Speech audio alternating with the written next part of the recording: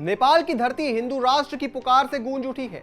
हजारों नेपालियों का जनसैलाब भगवा ध्वज फहराते हुए सड़कों पर उमड़ पड़ा है। जय श्री राम और हर हर महादेव गगन भेदी नारों से आकाश कांप रहा है। मानो स्वयं देवता भी इस आंदोलन का आह्वान कर रहे हो। योगी आदित्यनाथ से प्रेरित यह क्रांति अब केवल एक मांग नहीं बल्कि सनातन संस्कृति की पुनर्स्थापना का महासंग्राम बन चुकी है।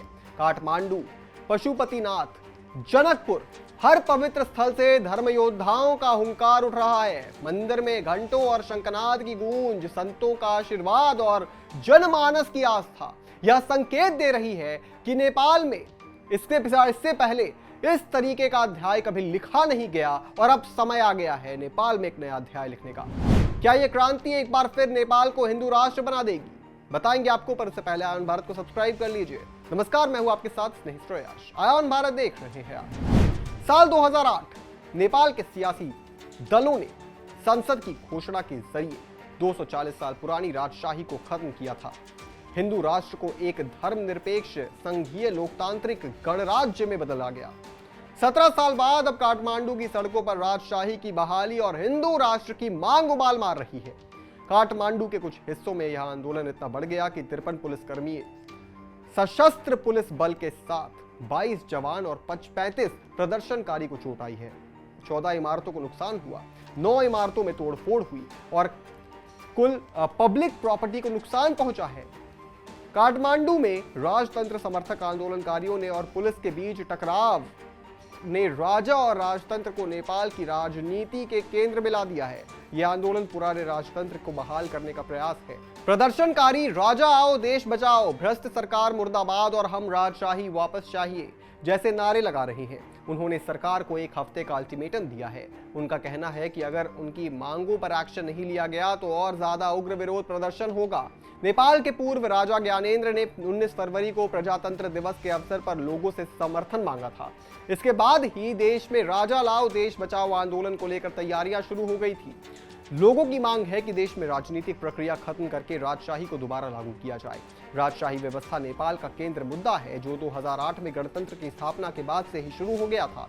नेपाल की करीब 81% हिंदू आबादी की मांग है कि देश को हिंदू राष्ट्र घोषित कर देना चाहिए जैसे कि राजशाही के समय था। समर्थकों का मानना है कि 2008 में धर्मनिरपेक्षता अपनाने से नेपाल की संस्कृति और धार्मिक पहचान कमजोर हुई है। नेताओं के आपसी टकराव, भ्रष्टाचार और शासन में अनबन ने देश को कमजोर कर दिया है। पिछले 17 सालों में नेपाल 13 बार सरकार यहाँ की बदल चुकी है। किसी भी सरकार ने अपना 5 साल का कार्यकाल पूरा नहीं किया। ऐसे में लोगों का सरकार की व्यवस्था से भरोसा उठ गया है। पिछले 1 साल में नेपाल में भ्रष्टाचार 58% बढ़ गया। 50 भ्रष्टाचार के मामले प्रधानमंत्री कार्यालय और राष्ट्रपति कार्यालय से जुड़े लोगों या संगठनों से संबंधित रहे।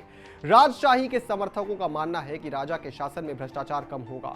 राजशाही में राजा और उसके परिवार को पहले से ही सरकार से अच्छी पेंशन और सुविधाएं मिलती हैं, इसलिए उन्हें कम वेतन वाले सरकारी कर्मचारियों की तरह रिश्वत लेने की जरूरत नहीं होगी। राजशाही हटने के बाद से नेपाल की जीडीपी की रफ्तार थमी है और ट्रेड डेफिसिट बढ़ा है। 2008 से पहले नेपाल 2 रुपए का सामान इंपोर्ट करता था तो 1 रुपए का सामान एक्सपोर्ट करता था। आज ये रेशियो 12:1 का है। नेपाल सरकार की रिपोर्ट के मुताबिक 2023 में देश में बेरोजगारी दर 12.6% रही, यानी 2018 से 23 तक देश की बेरोजगारी दर में 1.2% का इजाफा हुआ है। 2023 में एवरेज हर महीने 65,000 युवाओं ने देश छोड़ा और काम की तलाश में बाहर गए। 3 करोड़ आबादी वाले देश के लिए बहुत बड़ा नंबर है। कुल जमा यह है कि सीएम योगी की छाप पूरे विश्व में छप चुकी है। अब ऐसा कहना गलत नहीं होगा कि हिंदू राष्ट्र से बड़ा आदर्श अब विश्व में और कुछ नहीं है। इस पूरी खबर पर आप क्या सोचते हैं दोस्तों, हमें कमेंट करके जरूर बताएं और तमाम बड़ी खबरों से जुड़े रहने के लिए आप देखते रहें आयन भारत।